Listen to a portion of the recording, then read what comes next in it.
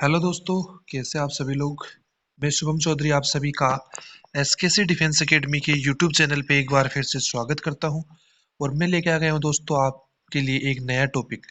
दोस्तों, आज का जो अपना टॉपिक रहने वाला है एयरफोर्स ग्रुप डिस्कशन के लिए, वो रहने वाला है वुमेन एम्पावरमेंट। दोस्तों, जो आज का टॉपिक है अपना वो बहुत ही इंपॉर्टेंट है। तो एक बार सेशन को अपने सभी दोस्तों के साथ शेयर कर दीजिए जो ग्रुप डिस्कशन की तैयारी कर रहे हैं। तो दोस्तों, बात करते हैं सबसे पहले कि जो वुमेन एम्पावरमेंट है वो हमारे लिए क्यों जरूरी है। कि दोस्तों, अगर हमें एक विकसित राष्ट्र चाहिए तो वुमेन एम्पावरमेंट बहुत जरूरी है। महिलाओं को मजबूत करना बहुत जरूरी है।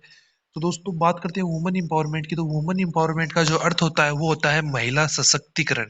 क्या अर्थ होता है दोस्तों? महिला सशक्तिकरण।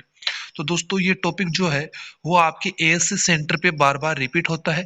तो इस टॉपिक को आपको बिल्कुल प्रिपेयर करके जाना है आपके ग्रुप डिस्कशन के अंदर। तो दोस्तों, इसी टॉपिक को स्टार्ट करते हैं हम लोग। तो देखिए, सबसे पहला पॉइंट आप बोल सकते हैं अपने ग्रुप डिस्कशन के अंदर, as we know that a woman is a full circle. क्या बोलना है आपको? As we know that woman is a full circle, within her is the power of create, nurture and transform. जैसा कि हम लोग जानते हैं कि एक महिला एक पूर्ण चक्र है। कि एक क्या है महिला? एक फुल सर्किल है, पूर्ण चक्र है। वाई विथ इन हर, जिसके अंदर या जिसके भीतर सर्जन, पावर ऑफ क्रिएट का अर्थ होता है निर्माण करने की जो क्षमता है, निर्माण करने की क्षमता। नेचर का अर्थ होता है पोषण करना। और ट्रांसफॉर्म यानी परिवर्तन करने की शक्ति है। इसका पूरा अर्थ क्या होगा दोस्तों? जैसा कि हम जानते हैं कि एक महिला एक पूर्ण चक्र के बराबर है, एक सर्किल के बराबर है, जिसके अंदर सृजन, निर्माण करने की, पोषण करने की और परिवर्तन करने की क्या होती है? शक्ति होती है। नेक्स्ट पॉइंट आपका, women empowerment is a highly discussed topic since ages, not just in India but around the globe. महिला सशक्तिकरण न केवल भारत में बल्कि दुनिया भर में पुराने समय से एक चर्चा का विषय रहा है। नेक्स्ट पॉइंट आपका है, but still is it showing required colors to the extent needed is still women are heard or just ignored and neglected। लेकिन क्या अभी भी यह आवश्यक सीमा तक आवश्यक रंग दिखा रहा है? क्या अभी भी महिलाओं की बात सुनी जाती है, या बस महिलाओं को केवल नजरअंदाज कर दिया जाता है या इग्नोर कर दिया जाता है, उनको एक अलग कर दिया जाता है किसी भी बात के अंदर? नेक्स्ट है, have the civil technological advancements brought the woman into the light. क्या नागरिक तकनीकी प्रगति में महिलाओं के ऊपर प्रकाश लाया गया है? कि जिस प्रकार से समाज के अंदर बढ़ोतरी हो रही है, समाज विकसित हो रहा है, क्या इसके अंदर महिलाओं को भी स्थान दिया गया है? महिलाओं की जो जिंदगी है उस पे भी क्या प्रभाव पड़ा है? क्या उसको भी संवारा गया है? उसके अंदर भी क्या क्या परिवर्तन किए गए हैं?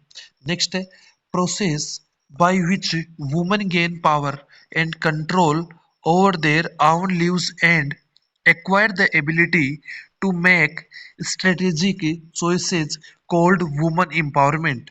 वह प्रक्रिया जिसके द्वारा महिलाएं अपने जीवन पर शक्ति और नियंत्रण हासिल करती हैं और रणनीति विकल्प चुनने की क्षमता हासिल करती हैं, उसी को क्या कहा जाता है दोस्तों? वुमेन एम्पावरमेंट कहा जाता है, महिला सशक्तिकरण कहा जाता है। एक बार फिर से देखिए इसका अर्थ, कि महिला सशक्तिकरण किसे कहा जाता है? वह प्रक्रिया जिसके द्वारा महिलाएं अपने जीवन पर शक्ति और नियंत्रण हासिल करती हैं और राजनीतिक विकल्प चुनने की क्षमता हासिल करती हैं, इसी को क्या कहा जाता है दोस्तों? वुमेन एम्पावरमेंट कहा जाता है। नेक्स्ट पॉइंट है, year 2001 was declared as the women empowerment year. वर्ष 2001 को महिला सशक्तिकरण वर्ष घोषित किया गया था। नेक्स्ट है, article 14 equality before law provides equal legal protection for women and article 15 सब 3 स्पेशली प्रोविजनल फॉर वुमेन। अनुच्छेद 14 कानून के सामने समानता, महिलाओं के लिए समान कानूनी सुरक्षा प्रदान करता है। कि आर्टिकल जो 14 है वो महिलाओं को कानून के अंदर समानता और जो पुरुषों के लिए या अन्य समाज के लिए जो कानून है वही कानून महिलाओं पर भी लागू करने की घोषणा करता है। कौन सा आर्टिकल दोस्तों? 14th article. और नेक्स्ट है आर्टिकल 15 सब 3 स्पेशल प्रोविजनल फॉर वुमेन। और अनुच्छेद 15 सब 3 महिलाओं के लिए विशेष प्रावधान करता है। जो आर्टिकल 15 3 है वो महिलाओं को विशेष अधिकार प्रदान करता है। नेक्स्ट आपका Indian government run many schemes and program to empower women like Beti Bachao Beti Padhao अभियान, सर्व शिक्षा अभियान, किशोरी शक्ति योजना एक्सेट्रा। कि भारत सरकार महिलाओं को सशक्त और पावरफुल बनाने के लिए कई योजनाएं और कार्यक्रम चला रहा है, जैसे बेटी बचाओ बेटी पढ़ाओ अभियान, सर्व शिक्षा अभियान, किशोरी शक्ति अभियान इत्यादि ऐसे प्रोग्राम चला के जो अपनी गवर्नमेंट है, भारत सरकार है, वो महिलाओं को मजबूत बना रही है, उनको शक्ति प्रदान कर रही है, उनको एम्पावरमेंट कर रही है। नेक्स्ट है what the world needs is everyone irrespective of their gender to stand for gender equity। दुनिया को इस बात की जरूरत है कि हर कोई चाहे उनका लिंग कुछ भी हो लैंगिक समानता के लिए खड़ा हो। कि लोगों को किसी भी लिंग के लिए जो इक्विलिटी है, समानता है कानून के समक्ष या अन्य कहीं पर भी, उसके लिए खड़ा होना चाहिए, वो चाहिए पुरुष हो या महिला हो। नेक्स्ट है that is exactly how equality should be viewed and unless we all stand together it might never be achieved। समानता को ठीक इसी तरह से देखा जाना चाहिए और जब तक हम सभी एक साथ खड़े नहीं होंगे तो समानता को कभी भी हासिल नहीं किया जा सकेगा।